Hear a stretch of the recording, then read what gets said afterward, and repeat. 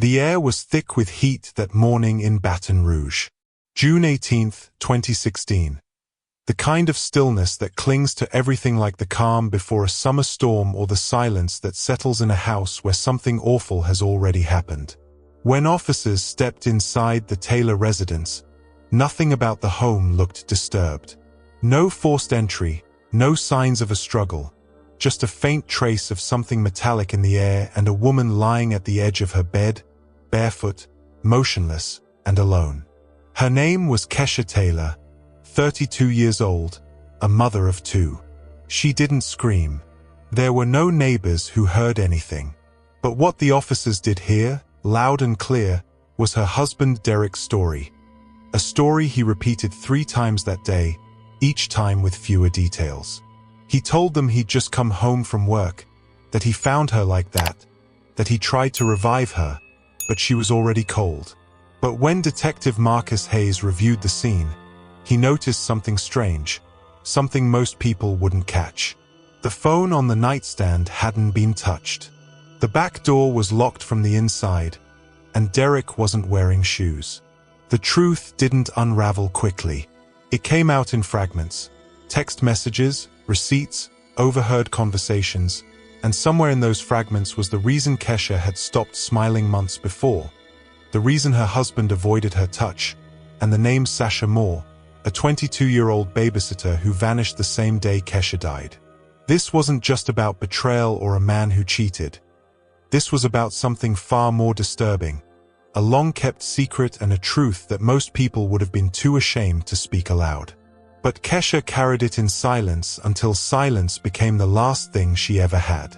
If you believe stories like Kesha's deserve to be heard, stories of women whose pain was hidden behind closed doors, take a moment to support this channel.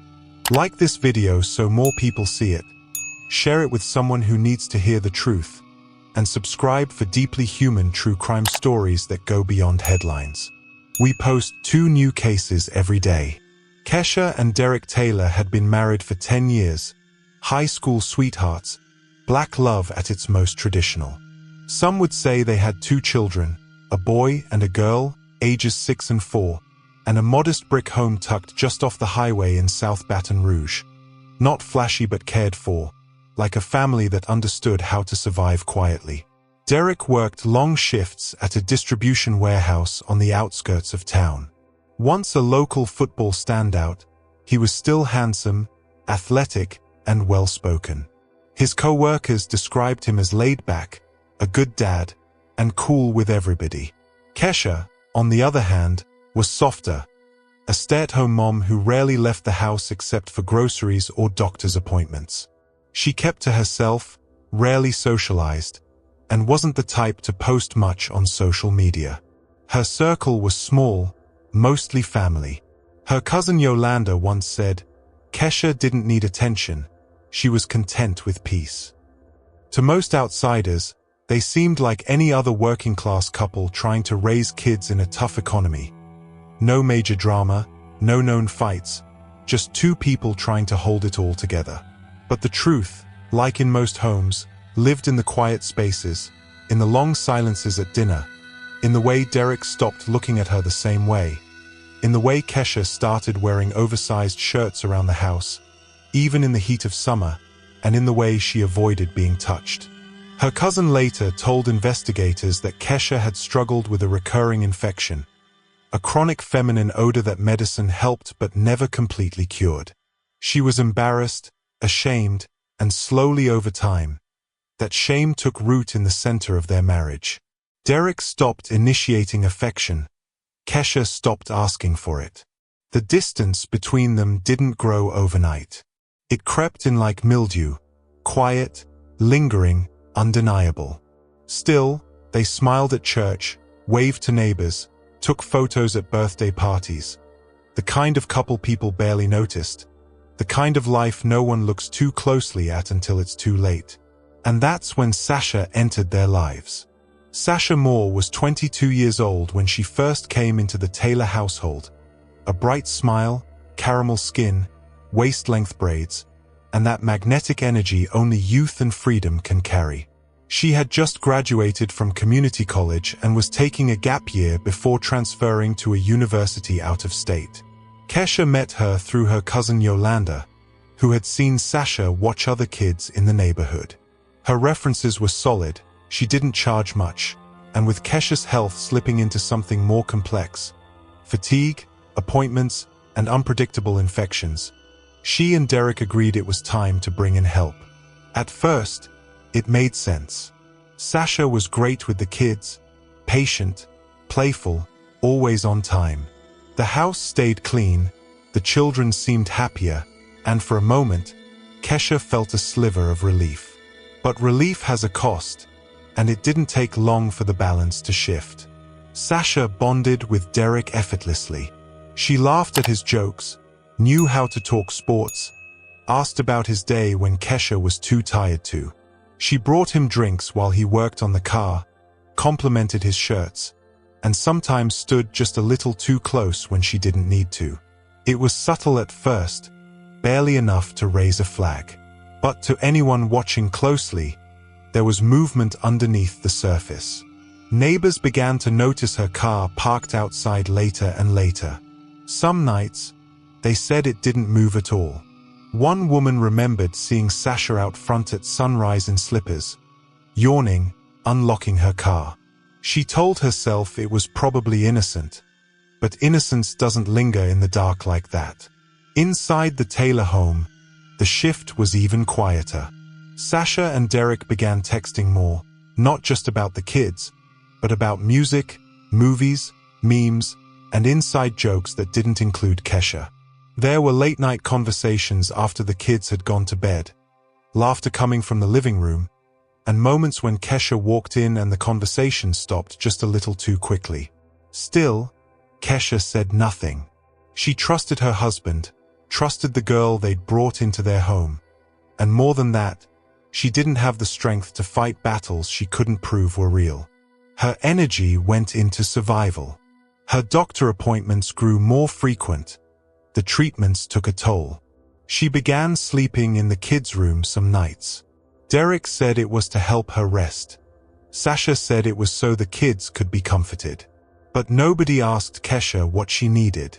And through it all, Derek told himself there was no harm in it.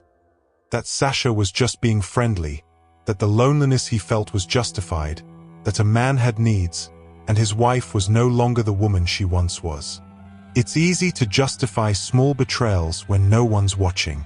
It's easier still when the person being betrayed is too tired to notice. But Sasha noticed, and she pushed it further. One night, she sent Derek a photo. It wasn't nude, but it didn't need to be. The message underneath read, "Bet she never looked at you like this." He didn't respond right away, but he didn't delete it either. 2 nights later, she waited until Kesha had gone to bed. She sat next to Derek on the couch, closer than usual. Their arms touched, her legs were bare. She laughed at something he said and kept laughing too long, too loud, and then she touched his chest. He told her to stop. He told her it wasn't right, and she backed off for a while. But once a line has been approached, it never quite disappears. It lingers, waiting, daring to be crossed. One night, while Kesha was in the hospital getting treatment, Derek crossed the line he swore he never would. Once the line was crossed, it didn't take long for boundaries to collapse completely. What began as a stolen kiss while the kids were asleep quickly turned into full-blown secrecy. Sasha stopped pretending, stayed later, wore tighter clothes, and left the door unlocked when she showered. Derek didn't resist. In his mind, he had already detached. He told himself the marriage was over in everything but paperwork, that Kesha's illness had become too much, that a man wasn't built to carry shame that didn't belong to him. He told Sasha he wasn't really in love with Kesha anymore, that what they had, he and Sasha, felt easy, natural, like it was meant to happen. And while Derek was falling into lust disguised as comfort, Kesha was fighting a battle she couldn't name out loud. Medical records later confirmed what few people knew. Kesha had been battling a long-standing bacterial infection, a condition that created an ongoing odor, one that antibiotics could manage but not eliminate. It caused her deep pain, both physically and emotionally.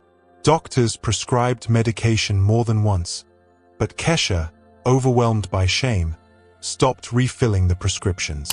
She feared judgment, feared Derek would stop wanting her, and in that fear, she turned inward, silently, completely in private. She cried while folding laundry, slept in oversized hoodies, even on hot nights. She began avoiding mirrors, skipping meals, skipping church. She was disappearing slowly, one piece at a time. Meanwhile, Derek was confiding in his co-worker Marcus, someone he'd known since high school, over drinks in the back of the loading dock. Derek let the truth slip. "Man, I can't even touch her no more. I tried, but the smell, it's unbearable, bro. It's not her fault. It's too much. I need something real. Something easy." Marcus didn't say anything, just nodded like a good friend would.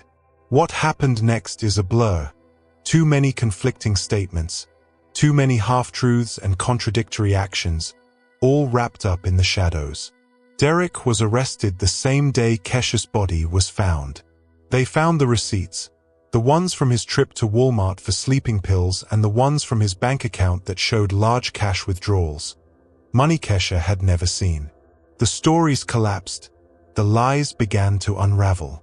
They arrested Derek and charged him with his wife's death, but the truth about Sasha Moore, the girl who had already gone missing before Kesha's body was found, was still tangled in the mess of Derek's alibi. Had they all been lying? Had Sasha been part of it all along? Or was she just another victim? There are still so many unanswered questions, too many loose ends to tie up. The investigation continues, the whispers echo through Baton Rouge, but the reality is clear.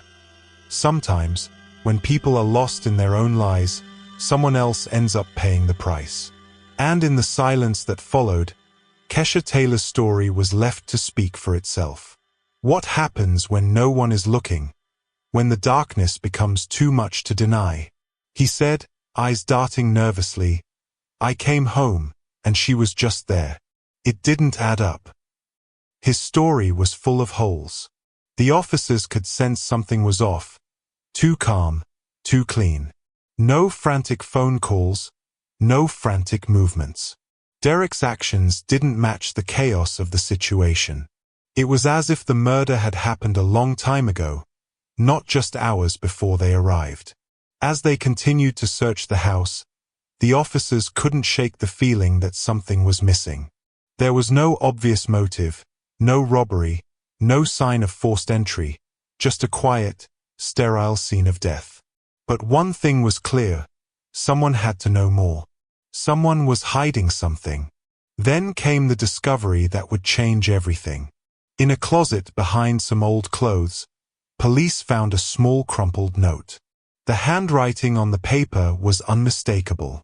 It was Sasha's, the woman who had been in Kesha's life for months, the babysitter who had come in and out of their home with ease. She had vanished. Sasha was gone. The search for Sasha was underway, and the police weren't about to let her slip away. They'd already questioned Derek, and his story was beginning to fall apart. But it wasn't enough. They needed more. They needed proof. It didn't take long before they found her, a motel 2 counties over.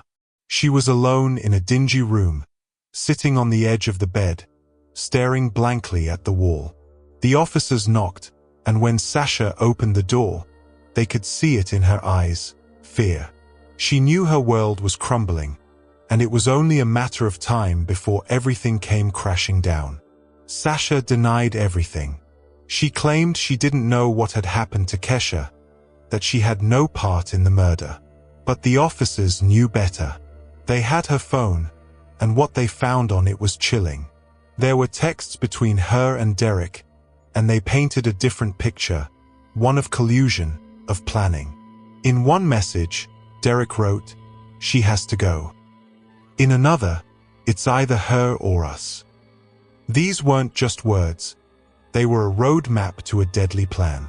Sasha's face turned pale as the officers laid the evidence out in front of her. Her lips trembled as she tried to deny it, but the proof was right there. Her only escape was to tell the truth. "I didn't know what he meant," Sasha said, her voice barely a whisper. "He told me it would be taken care of, that Kesha was in the way. I thought he meant a divorce. Maybe, but I never thought it would be like this." Sasha's voice quivered as she spoke, and for the first time, the officers saw the fear in her eyes. It was clear she had been an accomplice, but she wasn't as deep into the plot as Derek. And now, she was ready to turn on him. The police then found something else, something that would tie Derek even closer to the murder. In his car, a kitchen knife, a blade that was found tucked under the passenger seat, its handle stained with blood. Derek's fingerprints were all over it. Now the pieces of the puzzle were beginning to fit together. The authorities had no doubt Derek had been the one to carry out the murder. But Sasha had been involved in the plan. Together, they had plotted to take Kesha's life. Sasha's cooperation with the police, while reluctant, was the final push they needed. As her confession began to unfold, the horrifying details came to light. Derek had been lying to everyone, even to her. She wasn't the mastermind, but she had played a dangerous role in his plan. But even with all the damning evidence against him, Derek had one more lie to tell, and this one he tried to take to the grave. It was late in the evening when Derek finally cracked. After days of questioning, hours spent in the sterile interrogation room, he broke. The hardened facade he had tried to maintain for so long crumbled under the weight of his guilt, or perhaps his fear, because deep down, Derek knew his time was running out. The detectives leaned in, their eyes locked onto him, expecting him to say something, anything, that would explain his actions.